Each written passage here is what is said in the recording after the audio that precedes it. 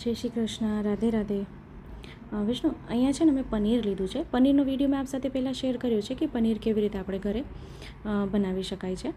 તો અહીંયા હવે શું કરીએ છીએ, આજે આપણે પનીરના પકોડા સિદ્ધ કરી રહ્યા છે. પનીરના ભજીયા આપણે જેને ભુજિયાના કહીએ ને એ કરી રહ્યા છે. તો આમાં શું છે, આ છે આદું અને મરચાં, એને મેં ખાંડી લીધા છે. અને આ સાથે મેં લીધું છે આમચૂર પાવડર. આમચૂર પાવડરનો વિડીયો બી મેં આપ સાથે શેર કર્યો છે.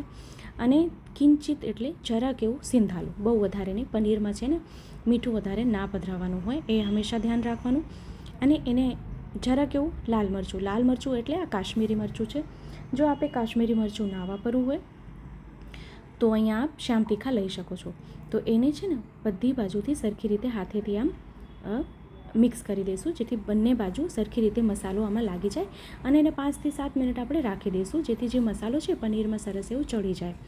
તો આપણે બીજી બાજુ હવે ખીરું બનાવી લઈએ. ખીરું માટે આપણે અહીંયા બેસન લીધું છે.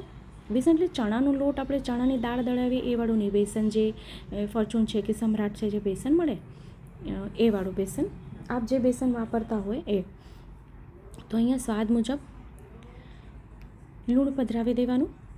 સાથે કાશ્મીરી મરચું છે 5 ચમચી, અને એની સાથે આપણે લેવાનું છે હળદર, એ બી 5 ચમચી લીધી છે.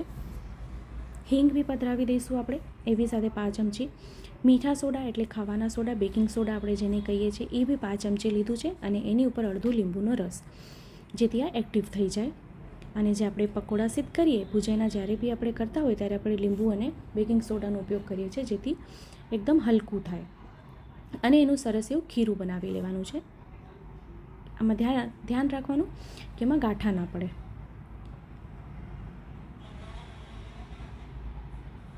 તો એને આપણે સરસ એવું ખીરું બનાવી લઈએ. તો આપણે ભુજિયાના તો ઘણા બધા સિદ્ધ કર્યા છે. જો મેં આપ સાથે રીંગણના બી ભુજિયાના સિદ્ધ કરીને બતાડ્યા કે હવે આવશે રીંગણ દશમી. તો એના માટે રીંગણમાંથી ઘણી બધી સામગ્રી મેં આપ સાથે શેર કરી છે. ફરીથી આપને જો કોઈ સામગ્રી જોવી છે તો આપ મને કમેન્ટ કરશો, ચોક્કસથી વિડીયો આપ સાથે શેર કરીશ. તો હવે તેલનો ઉપયોગ જો મેં અહીંયા કર્યો છે, તેલ ગરમ થઈ ગયું છે. તો હવે શું કરીએ, જે પનીર છે એક પનીરનું ટૂંક લેવાના, બંને બાજુથી જેવી રીતે આપણે બટેટાના ભુજાના કરીએ છીએ એવી રીતે એક પનીર બંને બાજુથી કોટ કરીને અને એક આપણે તેલમાં હળવેથી આપણે પધરાવી દેવાનો છે. ગેસની આંચ ધીમી રાખવાની, નહીં તો તરત લાલ થઈ જશે. અને પછી એને બંને બાજુથી આપણે સરખી રીતે તળી લેવાનો છે. તો આવી રીતે ધીમી આંચે તળવાનું. એ પહેલાં તેલ એકદમ સરસ થઈ જાય. આપને જો ઘીનો ઉપયોગ કરવો હોય તો ઘીમાં કરી શકો છો, પણ આ તેલમાં કરશું તો વધુ સુંદર લાગશે. અમે સિંગ તેલનો ઉપયોગ અહીંયા કર્યો છે. હવે એને આપણે એકદમ લાલ નથી કરવાના, એ બી ધ્યાન રાખવાનું, એકદમ લાલ નહીં. હવે આપણે એને કાઢી લઈએ બહાર. આ બંને બાજુથી સરસ તળાઈ ગયું છે. તો આપને જો વિડીયો ગમે તો લાઈક કરશો, આપણા ગ્રુપમાં શેર કરશો, જેથી વધુથી વધુ લોકો સુધી વિડીયો પહોંચે અને એને પણ વિડીયો ઉપયોગી થઈ શકે. હવે આપણે એને પાત્રમાં સાજી લઈએ. તો જો ચેનલ પર નવા આવ્યા હોય તો ચેનલને સબસ્ક્રાઈબ કરશો, બેલ આઇકન હિટ કરશો, જેથી જ્યારે બી કોઈ વિડીયો અપલોડ કરું તો આપ સુધી નોટિફિકેશન આવી જાય.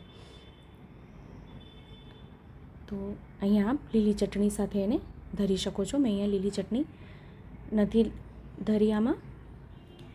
તો આપણે ફરીથી મળશું આવી રીતે જ નવા વિડીયો અને નવી સામગ્રીની સાથે. ત્યાં સુધી આપ સૌને મારા જય શ્રી કૃષ્ણ.